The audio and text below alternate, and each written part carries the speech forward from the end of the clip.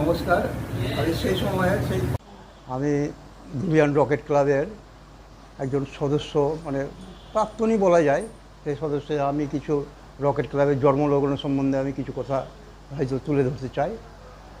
আমাদের rocket club প্রথমে কিন্তু রকেট ক্লাব নাম ছিল না, এটা ধুলিয়ান, মানে ধুলিয়ান ধুলিয়ান বাচ্চা হিসেবে রকেট ক্লাবের পুজো হতো, কিন্তু রকেট ক্লাবটা নাম আমরা ঠিক মানে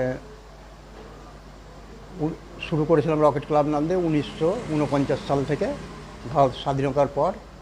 এবং তারপর আমরা প্রথমে যে আমরা ক্লাবের মানে আমরা সৃষ্টিকর্তাই বলা চলে, তার মধ্যে আমাদের পরম শ্রদ্ধেয় বিষ্ণুচরণ সেনগুপ্ত মহাশয় ছিলেন, এবং আমাদের ক্লাবের মধ্যে ওতপ্রোতভাবে জড়িয়ে ছিলেন স্বর্গীয় মহাবীর সিংহ মহাশয়। আর তাদেরই আমি কিন্তু রকেট ক্লাবের সহ সম্পাদক হিসাবে আমার পদ অলঙ্কিত করতাম। তো দীর্ঘদিন চলে গেছে।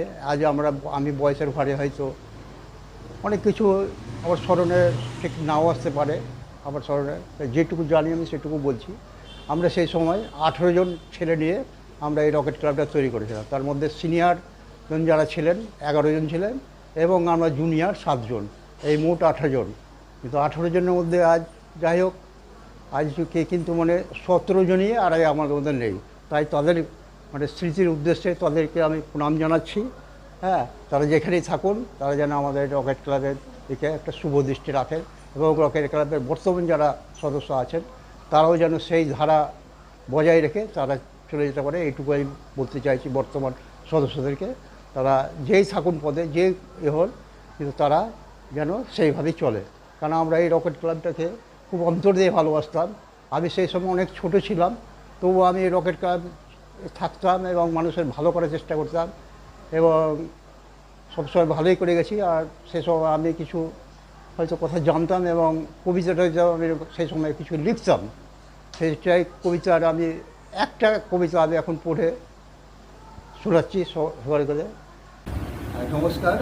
আমি সেই সময়ে সেই বাল্যকালের সময়ে একটা আমি কবিতা শোনাচ্ছি। অনেক কবিতাই আছে আমার মনের মধ্যে, কিন্তু এখন হয়তো সব বলতে পারবো না, কিন্তু আমি এই কবিতা একটা কবিতা মনে পড়ছে এখন, সেটাই শোনাচ্ছি।